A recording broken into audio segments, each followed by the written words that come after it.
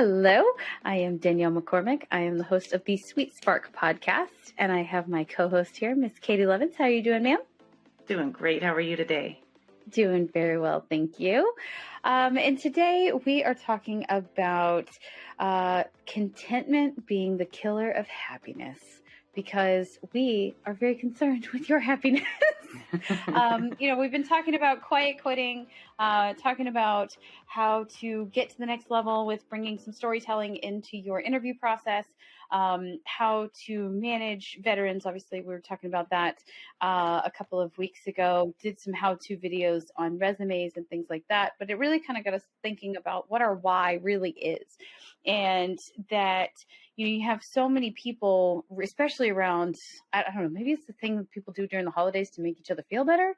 But seeing a lot of articles recently about how, don't work too hard, don't this, don't that, just be happy with what you have and all that. And I'm all for gratitude, for sure. Making sure that we're, wearing on our heart the gratitude of what gifts life and God and whatever your belief system is have given us, but also not discounting that hunger and wish for more and wish to build and things like that. And I think that when people are just like, oh, well, just be content with what you have, I really do believe that contentment is the killer of happiness. And you see so many people that are quote unquote content with their little life or whatever, but that they're not really happy, and that there's not as much engagement, or you start to get petty because you're not tackling big things, and you can really devolve quite quickly. And if you're telling me that you're content, but you're being gross and mean and petty, I feel like that's probably not the most happy life. So anyway, just wanted to talk today about contentment being the killer of happiness, and where we feel like big proponents of really finding your why. I think it's pivotal.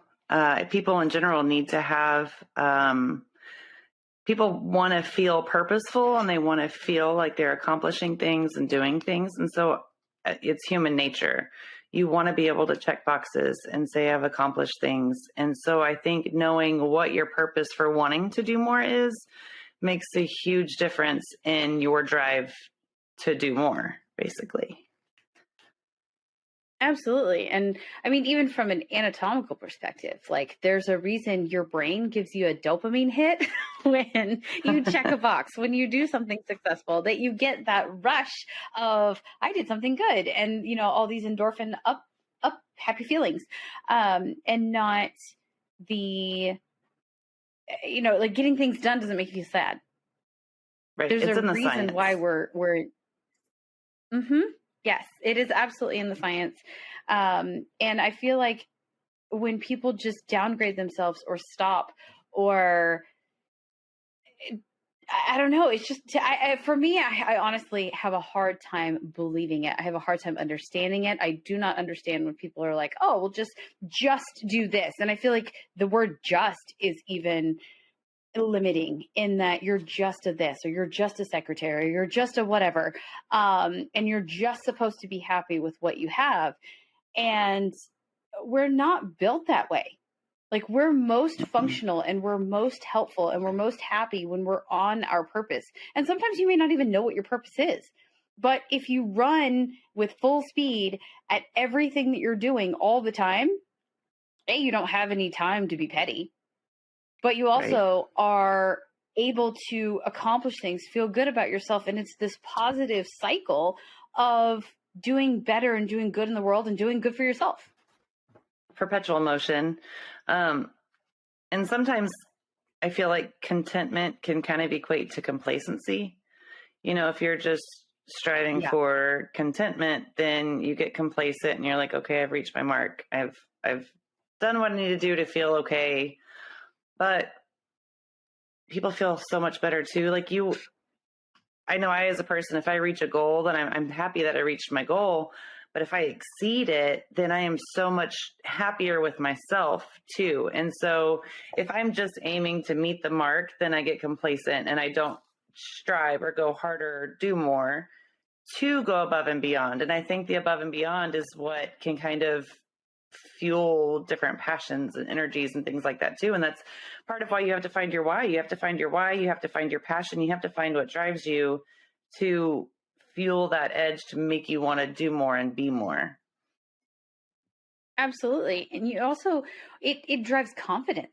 When you feel confident because you've been able to achieve things, even if you're scared of what the next goal is or the next milestone, you're at least going to go after it because well, I've done some hard things in the past and it worked out. Or, I mean, yes, it could have been a little bit of a bumpy road to success, but you learned a lot of things along the way. And you also learned that you are capable of that accomplishment, which gives you the confidence to conquer the fear of what's coming next. What is that next goal? Mm-hmm. And we're absolutely capable of and built to do difficult tasks and difficult things. Look at your brain. Your brain's constantly growing and learning and absorbing. If we were to hit a point of contentment and just stop learning, then there's what more room is there for growth? Like you have to have, I feel like there's always opportunity to grow and do better and be better. And if you're content with where you are, then that kind of eliminates the drive for growth and being better. Oh, absolutely. And I mean, even just like muscles or your brain or anything, if you stop, you start to atrophy. Like you will literally start to go backwards. You will get dumber. You will get less strong. Like your muscles will atrophy. Same happens to your brain. I mean, I had a medical issue a couple of years ago when I was pregnant with my son, and I didn't work for like 6 months while I was recovering from this problem. And I literally felt my brain like melting. Yeah. I wasn't getting smarter. I wasn't trying hard things. And honestly, that lack of stress, and I don't mean stress like the type that keeps you up at night, but I mean the lack of stress that continues to prove your resilience and makes you think and makes you work and makes you get creative and things like that. Like that element was missing. And I didn't realize how much I thrive on that and crave it and need it until I didn't have it. Mm-hmm. Yep. There are some days where, and this is, I mean, I think anybody goes through it. There are days where you're like, I just don't want to today. I don't want to adult. I don't want to go to work. I don't want to do things, but it's it's a muscle too. It's all about, you do that one task and you check off that one box and you see a couple more on your list and you start seeing the checks go off. It kind of helps fuels that drive to keep going, keep pushing, keep working, because your body does absolutely react when you accomplish things and you check off the boxes. It does. There's a huge rush that releases through your body, whether you realize it's happening or not, but it kind of fuels you on and helps drive you to the next step. But sometimes on the days you just don't want to, getting that first task checked off can kind of kickstart the whole day. There are plenty of days I'd rather just sit on the couch with a really, really good book, but there's tons of adulting that needs to be done. And if I get that first task done, then I'm up and I'm in it and I see, oh, well, then this can get done. While I'm up, I might as well. You know what I mean? And so then it just kind of snowballs. Yep. And so I think the same thing goes with professional growth, personal growth. You just take that first step and just kind of let it snowball. Yes, exactly. And people are never inspired by someone who lays around all day. Like there's never been an inspiring story that you've ever heard anywhere in a book, TV show, podcast, whatever, magazine, anything that you're like, wow, that's really inspiring that they lay around and don't do shit all day. Wow. What a cool story. Like you're never inspired by people that don't have to overcome something that's difficult or have to get creative or have to be the underdog or anything like that. You're never inspired by that shit. You're just like, wow, that's, and we're done, and interest averted elsewhere, like we're just not, or diverted. We're just not interested in things that are not difficult. You don't ever see these heroine movies. You don't ever see any of those things that captivate you, inspire, motivate, and stick with you when it's just everything was easy day, everything was simple, all of that. Like you do have to have the highs and lows, but I think when you just try to aim for flatline, there's a reason by flatline equals death. Like, I mean, it's just, like you're done, you're dead. And flatline also is in decline. Like, you don't want to be no one wants to be on an airplane that's just like flat. You're going to go down. That's a bad thing. Right. So yeah, I just feel like you can't aim for the middle and hope for, and think that things are going to go well. I don't think that you can aim for just a content, quiet life and then not, and be inspired by your own life, much less inspire anybody else or teach your kids or your family or your community around you. Like, we're built to do good. We are built to achieve and find problems and fix problems and all of that. And I don't think that you can do that when you're just aiming for okay. And I think too, a lot of people, human nature, have a tendency to combat adversity and be like, adversity is a bad thing, but it's an opportunity. If you look at it, it's absolutely an opportunity to learn something, to grow through something, to get stronger, to get better, to build through. I think adversity can be a beautiful tool if you look at it through the right lens. Don't get me wrong. It doesn't mean it's going to be easy. It's not going to be a cakewalk. Doesn't mean it's always going to be fun. But on the other side of that is achievement.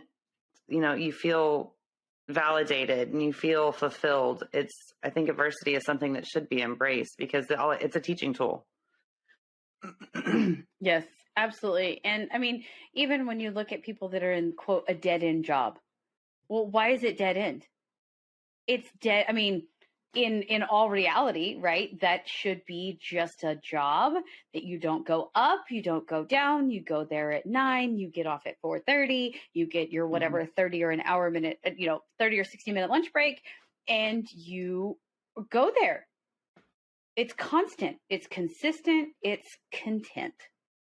But there's no one has ever referred to that as like a content job. No, they call it a dead end job. Yep. For a fucking reason. Because it's not going anywhere. So why would we say that we should aim for content when we talk about contentedness and the middle and the monotonous in such a bad light? Like, I don't know where it is that we start to idolize that. Right. That's a good question. But I think one of the favorite quotes you ever shared with me is that everything is attainable on the other side of work. You're not going to get anywhere. You're not going to achieve anything. You're not going to accomplish anything without the work, without the effort. You put forth the effort and you do the work for. It's just like the things that we teach our kids, right? You're going to value things so much more if you're personally invested in it. If you work hard for it, you're going to appreciate it more. I think that's the same thing here. You don't have to work. Some people's goal right now in life may be contentment. Maybe they're struggling and they're at a place where like, I just want to get to a place where I'm content and it's not a battle every damn day. But once you hit that level of contentment and things level out and the dust settles, then there's opportunity to grow and build more on top of that. And that's okay too. Like, everybody's goal and idea can be a little bit different. But bottom line is, you don't just want to sit idle and do, I don't want to just sit idle and do the same thing every day, all day. Yes, exactly. And everybody, if you've been alive longer than 10 minutes, has been in a time that sucked. Like, you've been in a crisis or crisis upon crisis upon crisis. Lord, at least for me, I've been in that where it's just like one more fucking thing. Like, geez. But at the same time, then you look back and kind of astonished at how did I not lose my fucking mind at that particular point in time? Because things are just mounting and mounting and mounting and mounting and mounting. And you're like, oh my God. But at the same time, I managed to survive and thrive through that. So clearly I can survive and thrive through hard things. I can go after those dreams. I can go after those things that have scared the shit out of me to date. Because I know that when life was totally in the toilet, I was still able to keep my head above water. I was still able to execute my day-to-day. I got back to equilibrium. I got back to the middle. And now I can use that as a jumping off point to go further and better with more confidence that, yes, I am now more mentally tough. I feel pretty much emotionally indestructible because life beat the shit out of me. And now I can continue to go forward. Absolutely. I can't remember where it was or who the group was, but I remember watching a clip of this celebrity roundtable, and they were talking about, what are some of the best words of wisdom that you've ever been told or shared or whatever. And one of them said, I wish I would have known the phrase, just give it time. Like at any point in your life, that applies to everything. If you're going through rock bottom, super hard point in your life, just give it time. It'll get better. If you're riding the highest of highs, just give it time. Something's going to humble you. Something's going to happen that you're going to have to charge through and you're going to have to continue to grow through. Like ultimately, just give it time. Don't stop growing. I mean, and I feel like contentment is just placating. I'm here. It is what it is, no matter what. Like you have to, it feels like give up. Yeah, it kind of does. Absolutely. Throw in the towel. I'm good. It feels like give up. I've met my mark. Mm-hmm. I mean, there's a reason why people, when you see them, they're like, that's a give up marriage, or that's a give up house, or that's a give up job. Or it's just like, you just got there and you're like, okay, fuck, I'm just not going to get any better. I quit. I give up. Fine. I'll just settle for this. Yep. And that's your content. Like that's supposed to be where you're good. Like, no. And that I feel like when we are not charging forward, that's really, I feel like where people get nasty and people can get petty and they start to inwardly look and get gross. Because if you're focused on achieving and you're focused on going after a goal and you're focused on laser focused on another hard task, you don't give two shits about what's going on around you. You don't care what people are doing. You don't care what people are saying. You don't care what so-and-so wore. You don't care who's doing whatever. Like you're not invested in all that shit. You're like, I'm laser focused on my thing. Mm-hmm. Well, and a lot of the times contentment it rolls right into what you're talking about. And what we've talked about previously is contentment will snowball right into quiet quitting. If you're content where you are and you're going to be complacent, then you know what? I'm content. I can do my 9 to 5 and I can go home. No more, no less. My job is done. I get my paycheck. I am where I am. My job is done. It is what it is. But contentment and quiet quitting, if we're going to, compare apples and oranges, they're actually kind of apples and apples. If you're super content, you get complacent and then you're like, man, I don't want to put in the extra work. I don't want to take on an extra duty or do an extra role or other duty as assigned. I want to do my job, bide my time, collect my paycheck, and go home. Right. But how many times has that ever paid off in anything good? Like you don't go into another interview or you don't go into your family Thanksgiving or anything like that. And you're like, I did the bare minimum. And then you're proud of that. Like I showed up for work and I got perfect attendance. I mean, good for you. Like, I mean, what did you do? You don't have any stories to tell. You don't have anything to add. And I mean, there's a reason when people don't have that input, they don't have that feeling of pride. They don't have that. There's embarrassment that goes with that because there's always going to be somebody else achieving and you can't match that because all you did was what was expected right now. No more, no less. Right. Absolutely. So there's a reason we feel gross about that. There's a reason we feel embarrassment. There's because you're supposed to be going forward. It is. It's human nature. It's momentum. People, generally everything in life moves forward. It progresses. It grows. And I mean, I feel like I'm kind of repeating myself a little bit that if you're content, you're stagnant, you're sitting still, you're not growing, you're not moving forward, you're not accomplishing things, then what's the good to come of it? Like you said too, like you're just there, you're just existing, but that's not living either. Like if we want to get super philosophical, if you're just existing, where's the life in that? Where's the joy? Where's the pleasure? Where's what ignites your core?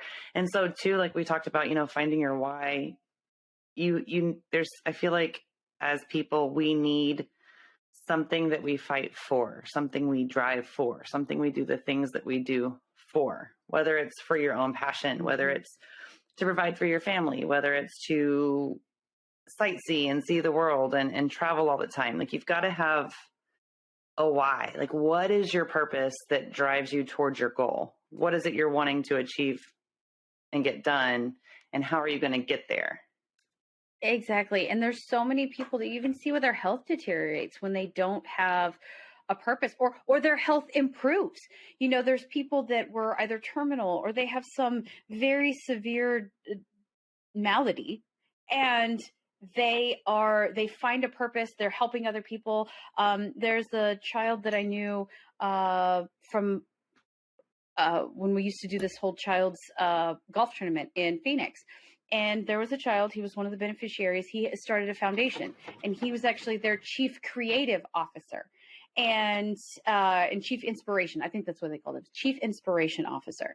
Because at a very, his mother was not actually supposed to be able to carry him to term, and then was able to carry him to term. He ended up thriving. He has a severe disease, but because he's so interested in helping other children that have cancer, helping other children that have that don't have enough, that are needy children, that are or in the hospital, things like that, he's really found this passion with forming partnerships and relationships with all these different pro players, with foundations, with corporations, things like that, to get donations. He's now about to turn 18 years old and literally wasn't even supposed to be born, but he and his family, their purpose is to bring light and life to other people. And it's genuinely improving his health and longevity to have that purpose and drive to serve others. That's amazing. That's super fascinating. And I love when people take that and they use it to serve others and they help. We have a friend, when he was born, he was freshly born. I think he was like 9 hours old, I think is what it was. He was, less than 24 hours old. He had a heart attack. And then, or a stroke. Maybe it was a stroke. And then, but he's also got mild cerebral palsy. And we meet this guy. We're a regular at a restaurant once a week, and we see him there quite often. Now he's in his early 30s. He doesn't have any use of the left side of his body. Minimal use. But this guy is like a jiu-jitsu champion. Like, he can kick ass like nobody's business. As a matter of fact, at the restaurant one night, these punks came into the restaurant and they were outside smoking out back, and the cooks were out back, and these punks started to fight with the cooks. Well, our friend, who doesn't have much use of the left side of his body, went outside and subdued all the guys until the cops showed up. What? Like, he totally kicked ass. And so he travels and he goes to these different tournaments. And so he was like, I could live off the government. I could. Like, I'm absolutely disabled enough to live off. He goes, but that pays, I can't live by myself independently that way. So he's got a full-time job. He has, and he owns his house. He's just this phenomenal human that does all these things. And then he goes to different tournaments and things. And he met a 9-year-old little girl who's pretty much in the same situation. And now her family and him, they stay in contact because he inspires this little girl to continue to do more. And you are capable. Don't let body barriers slow you down, and don't let people tell you can't, and don't let people put you in a classification that you have to rely on us because you can't do for yourself. He's the very epitome of, I'm not content with what I could have. I want more for myself. So I'm going to have my job. I'm going to have all the awards and accolades, and I'm going to kick some stellar ass. We're supposed to be better. Nothing about that story of I just sit and I live off the government is inspiring. It's I don't have use of the left side of my body. It's the fact that I've now studied jiu-jitsu and become, a stellar student of that craft, and have been able to go on and show other people and live a full-time job and things like that. Like, that's the inspiring piece. The constant overcoming, the constant strength, both internal and physical, exerted to come over that disease. But there's nothing inspiring about, I live codependently on the government and they pay my bills and it's content. No, you're absolutely right. And that's where I feel like there's a triumph in it too. Like, whenever you decide to step outside of the complacency bubble and do better and do more, there is also, people carry this air of accomplishment. You know what I mean? Like, there's an energy too that people see and feel. You're you stand up taller, your shoulders are back, you're more driven, you're more ambitious, and you have, I think energy feeds energy. And so you have a healthy energy, you have a healthy mindset, you feel empowered, and you want to go and you taste that achievement and you want to accomplish more. You know what I mean? Like he absolutely could have stayed where he was and lived off the government and done jujitsu. But no, he's like, I can do this. Why can't I figure out how to drive my own truck? Why can't I buy my own house? Why can't I take care of myself? And I think things like that are just remarkable. There are so many huge stories of people overcoming all of these different ailments or illnesses or mental health struggles, or, people just beat yourself up sometimes. Sometimes, if you slip and fall, or if you're at rock bottom or you're not well, folks battling sobriety, there are constantly barriers in people's way, and they could just be complacent with enough. Like I'm making my mark, I'm doing well. But then you have people that pour more into, now I want to be an advocate, or I want to be a sponsor, or I want to tell my story, or I want to find somebody else that I can help mentor and bring along with me. I think you're right. Those are the truly inspiring stories and visions that absolutely take hold and like make you want to do better. Yeah. And there's also stories. There's a recent YouTube like documentary, and people feel how they feel about Trump, and I'm not going into that, but he goes into this whole thing about momentum. And literally the difference between success and failure is momentum. And when you even just look at like math, right? The average person making $40,000 a year, right, will eventually, if you work long enough, make $1 million. But if you're successful and you speed that up, then you're going to make $1 million in, say, a year or two or a month, depending on how fast your momentum is, what your business or whatever it is that you're accomplishing. But it's that momentum that allows you to be successful. And complacency is just that stagnation that like, yep, I'll eventually get there, but you're flatlined. You're not going faster. You're not going harder. You're not accomplishing. And I do agree with that piece, is that the difference is momentum, but also when you find your why, when you find your purpose, when you're leaning into that, you have almost unlimited energy.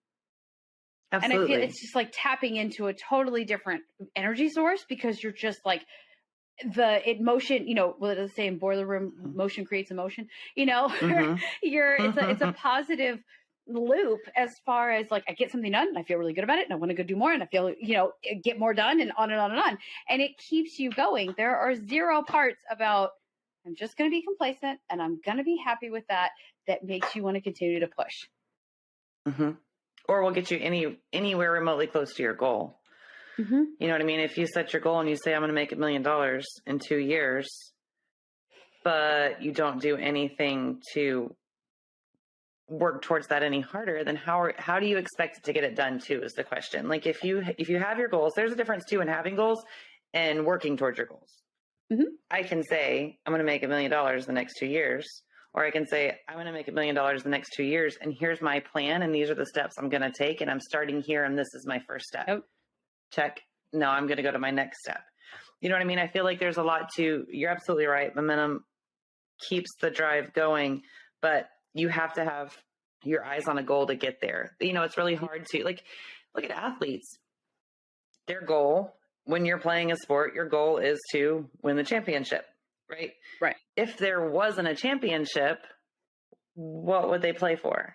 You know what I mean? Like right. A participation trophy. I mean, it's right. Like I want the gold. Like I want to take home all of the trophies and all of the things. And so that's the drive. Like if you have a target, I think the why is the most important piece of all of it. Is you have to have a why, and that will give you the momentum and the energy to drive forward to meet that goal and to make that mark. And so they definitely go hand in hand. And if you have a passion and a why and a goal set, then you will never be satisfied with contentment or complacency. It'll never be enough. Well, and I just don't feel like we're built for contentment. I really don't. Oh, no. Like that is like too long didn't read of this whole thing is we're not built for contentment.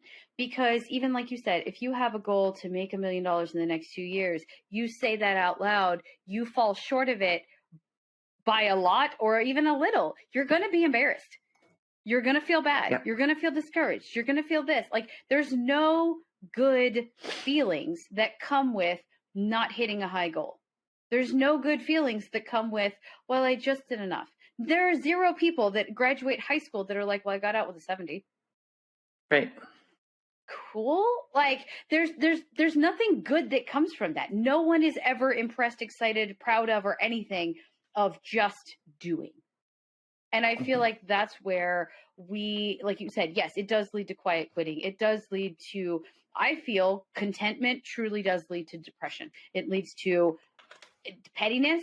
It leads to just a degradation and devolving of us as humans, of our relationships, of all of it, because there's no people that band together and cheer for the mediocre.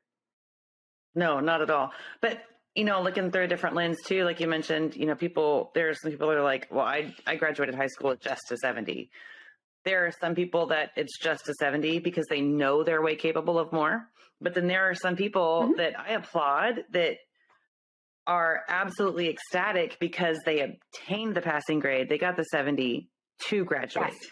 That they have overcome so much adversity and so many hurdles in their life. So everybody's story and everybody's walk and everybody's why is different. Everybody's bar is different. Absolutely. And so it's all worth celebrating when it's, I did it, I made it, not I just hit my mark.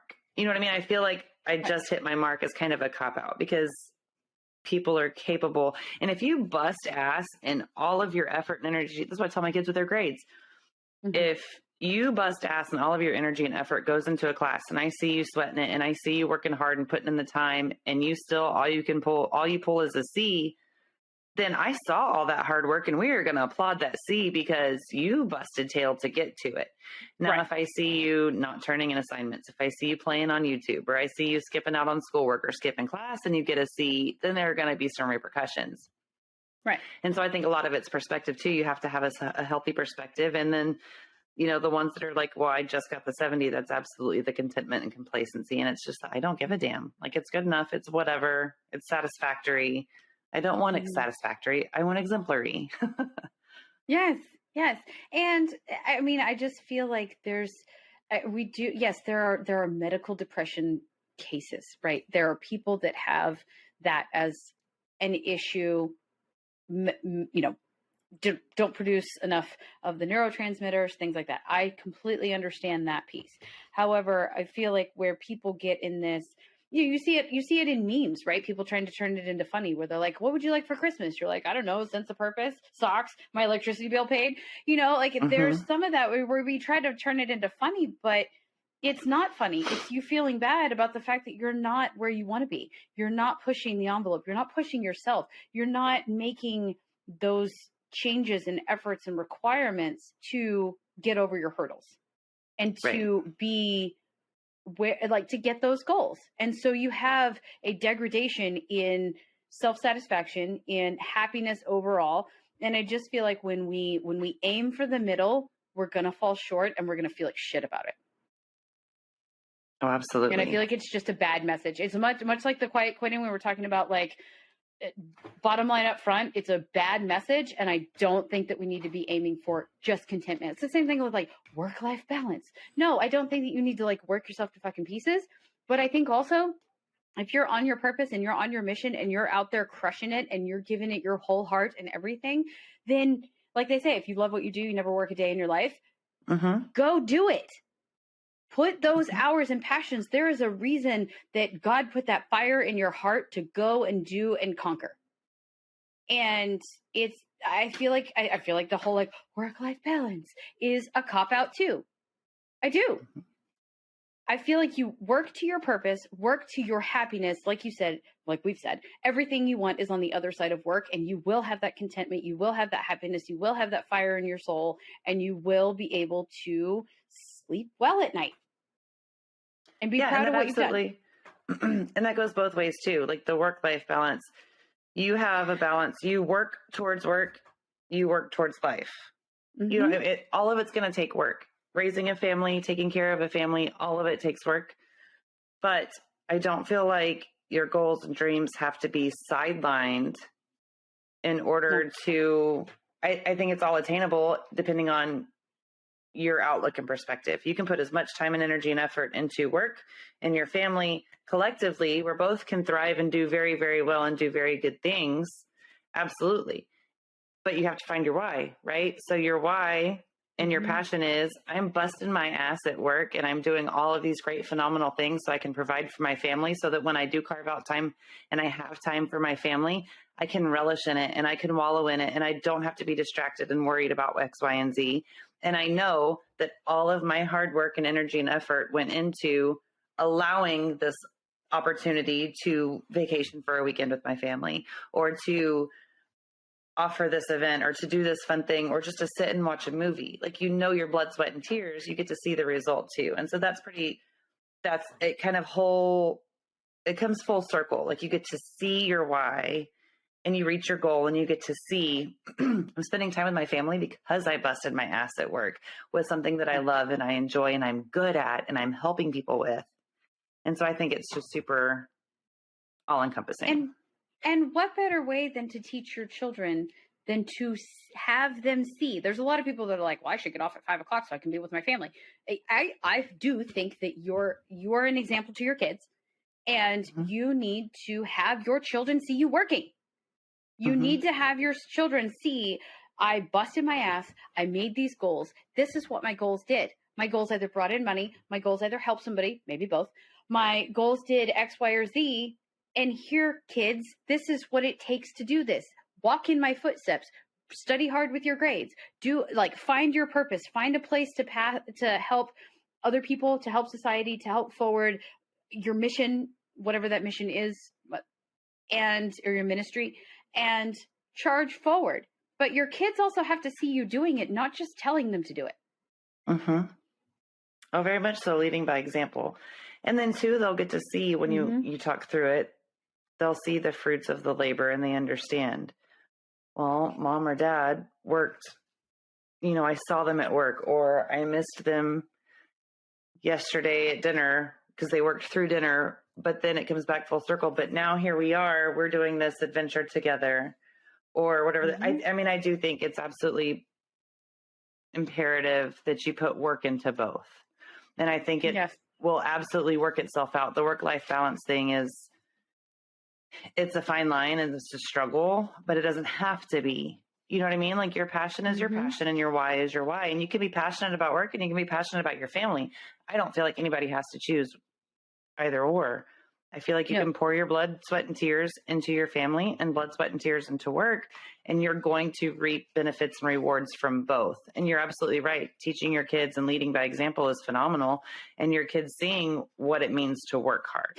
Because listen, we've talked before, life's not fair. Not everybody's going to land a 9-to-5 desk job. I mean, you can go and get all the degrees in the world, but sometimes your field or the opportunity that presents itself is not a Monday through Friday 9-to-5. Sometimes it's going to be shift work. Sometimes it's going to be a 24-hour job. Sometimes it's going to be, whatever the case may be. You may have to, my husband had to work. He's supposed to have a Monday through Friday 9-to-5, and he had to work overnight Christmas Eve. He worked from 11 to 7. And so things are going to pop up, but our kids saw he made a commitment. He has a responsibility. He serves others at his job. He takes care of people. So he was there to take care of his people and didn't let them down. So our kids learned a valuable lesson. He had to sacrifice sleep in order to still partake in Christmas Day festivities. Bless his heart. He was up like 30 hours. But the kids valued the fact that, thanks, Dad, for staying up. Thanks for cooking lunch after you worked all night.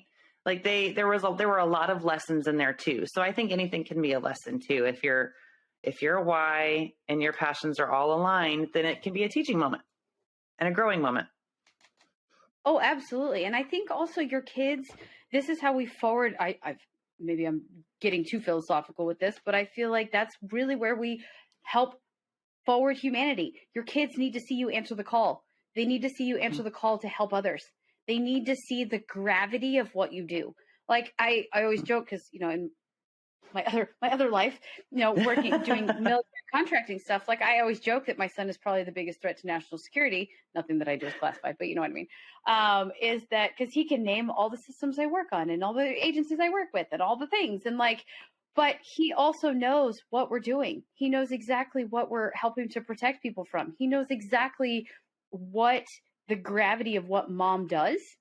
And that's important to me because how else are you going to have pride also in your family?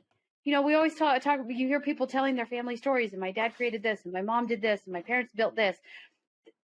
If you don't see them do it, how do you have any pride in it? How do you have any pride in wanting to forward the family name? How do you have, I really do feel like your kids need to see you work. They need to see you answer the call. They need to see you struggle.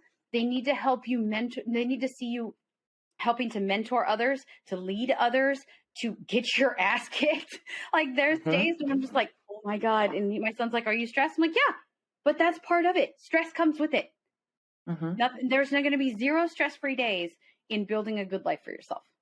But this is a healthy way to, right. And this is a healthy way to work through it and overcome and not let that adversity sideline me and just take it and be like, well, at least I have a job. At least I have a paycheck. I'll do my bidding and I'll go. No, I'm going to face this head on and I'm going to win. I'm going to be the bad bitch that says, you're not going to stop me. I'm going to fix this problem and this is what's going to happen. And then your kiddos see you being resilient. They see you struggling through adversity and handling physical exhaustion sometimes, emotional and mental exhaustion. I mean, they see you handling problem-solving skills, strategizing. There are so many life lessons too. Like you said, we're examples for our kids, and what better way to teach them than to show them too? You can lecture somebody all day long, but when they see it and feel it and experience it as well. Not that I'm saying we're going to put our kids through the reamer and make them sit through all our bullshit days, right? But I'm just saying, watching you grow through it and work through it in a healthy fashion. And if your kids are your why, then what better way to immerse yourself in your goal than to say, hey, this is what I'm working for. I'm doing this. I want you to understand that I love what I do and I love you and I do what I do because I love you and I want us to experience these things together. Yeah. And you can't shelter your kids. Absolutely. You can't shelter your kids from the shitty days. Sure, Aunt. Sorry, Siri was, yeah. Damn it, Siri.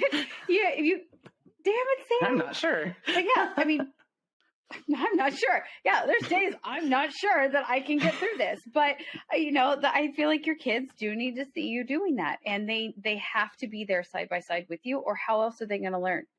They have to know that you're also a capable mentor, that you can tell them, yeah, I've been there, dude. Tell me what's going on. How do I help you? And they saw you do it. So I that's one of the things I think is great about working from home. A lot of people are like, oh God, so connected. Yeah. But also your family gets to see what it is that you're doing. Your family gets to be there and you're not just like off at the office and they don't ever see what you do. They're there with you living it because they hear you either in the next room on your VTCs or whatever. Yeah. They experience the grind right alongside you too. And so it's definitely beneficial in building a healthy society of up and coming human beings.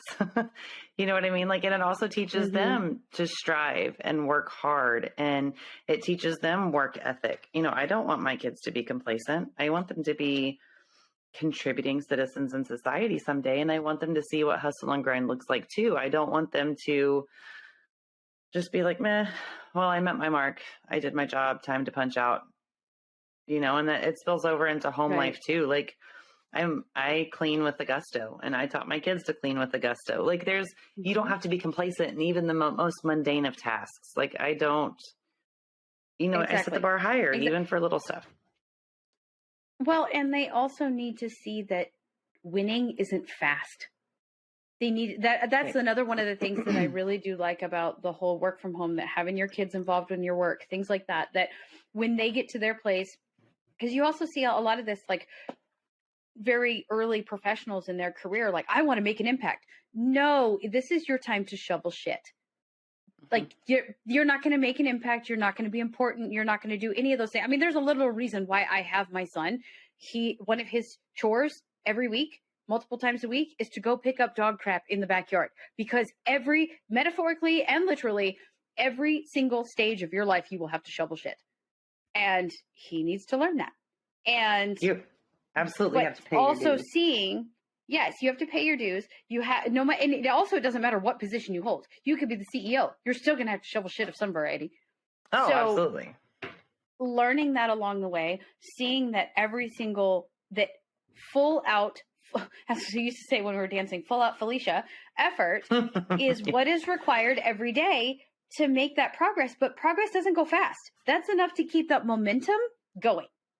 Mm-hmm. But it's not a quick win. It's not an overnight success. It's not anything like that. And, you see all these other like memes and such out there that are like, people only see when people are successful. They're rich. They're this. Oh, they might have gotten lucky. But they didn't see all the times that you were like buried in your face, tears, all of that. Like, how the fuck am I going to pull this off? Like they don't see those pieces.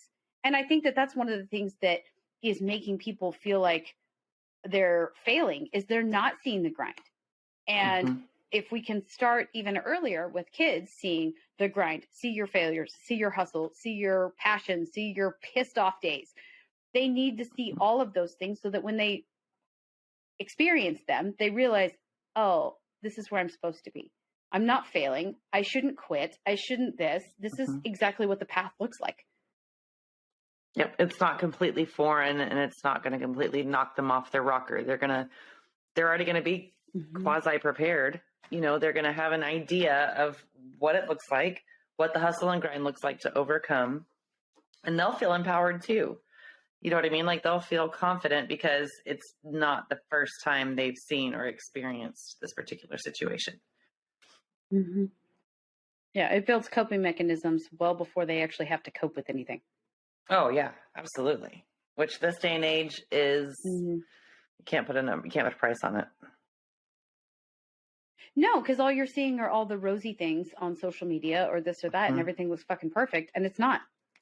It's not. No. And I think the more that we expose that authenticity and the reality and the humanity behind it is mm-hmm. where we pull back that veil and show people what it means to grind and get there, and not just quit or molly grub or piss and moan. Like, no, everybody has to work. Everybody has to shovel shit. Everybody has to continue to grind full out Felicia every fucking day. Mm-hmm. Oh, absolutely. Most certainly. It's important. Like, if you want to if you want to accomplish anything more than just the bare minimum and being complacent, you're going to have to put in the work and get your hands a little bit dirty on occasion. Yeah, absolutely. Well, I think I could go on about this as such a passion. Like, her, you know what I mean? Like, too. It's just, yes. I just feel like it's so important in so many aspects. It absolutely is. It absolutely is. Well, thank you guys for joining us for Contentment is Killing Happiness. And again, continually making the case for greatness, committing yourself to greatness, and pushing yourself always to go further. We're here, again, always with tips, tricks, commentary, swear words, and all the things to help keep you going forward. But knowing that we're here right along with you, grinding it out and hitting our goals. So thank you so much for joining us, and we will see you next time. Bye-bye. Bye.